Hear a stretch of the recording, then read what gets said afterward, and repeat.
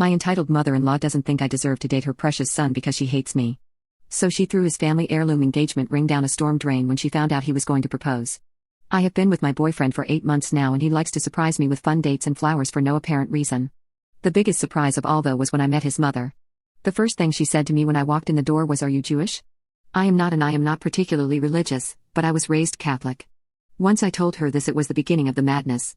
She immediately stopped talking to me and acted as if I didn't exist. I was extremely nervous about meeting my boyfriend's parents, so this broke my heart. I was determined to make a good impression, so I kept trying to connect with her. This was a huge mistake and I should have just let it go.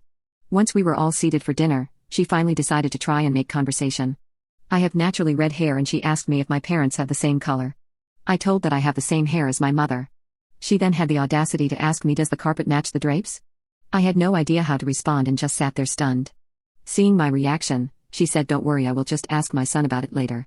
I looked over at my boyfriend who seemed equally as shocked, but he didn't say anything. She then started to go on about my hair being too curly, and this would be a problem if I were to have her grandkids. She told me that I really need to learn how to brush my thick hair and think about my appearance more when I am out with her son.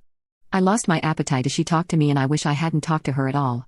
I didn't eat much, to which she said it was good that I am watching what I eat because it would be a shame if I got any bigger. This was my first time meeting this woman and it blew up in my face. As soon as I got into my car I burst into tears until I got home. My boyfriend was texting me and apologizing for his mother's behavior, but the damage was done, and I told him I needed time to think. He went into apology overload after this and started sending me flowers every day, and leaving me messages begging me to talk to him. It took a while for me to agree and we went out to dinner. He told me he spoke with his mother about her inappropriate comments and he swore it would never happen again. I knew I could trust my boyfriend, so with this reassurance I decided to give it another chance. 2 weeks later, I was invited to a family birthday party where I would be meeting his sisters and grandparents. They were all awesome people, and asked me normal questions about my life.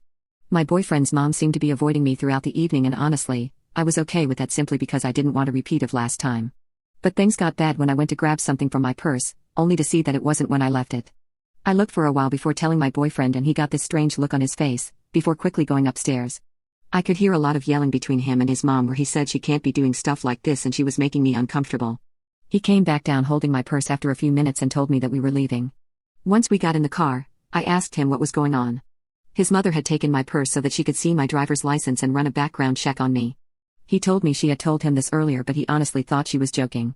For the time being, I wanted to avoid any of his family functions because they were not turning out well. This worked out great for a while and he went to any of his family parties alone.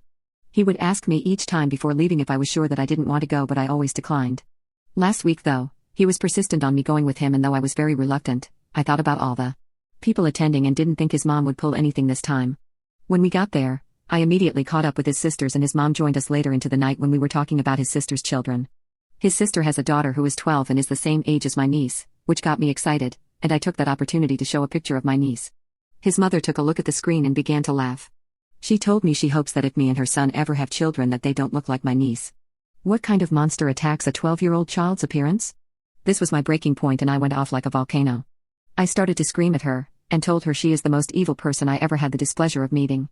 I told her if I ever did have children with her son she can be certain she will never meet them because hell is too far to travel to. She began to play the victim and wailed that I had just misunderstood her joke.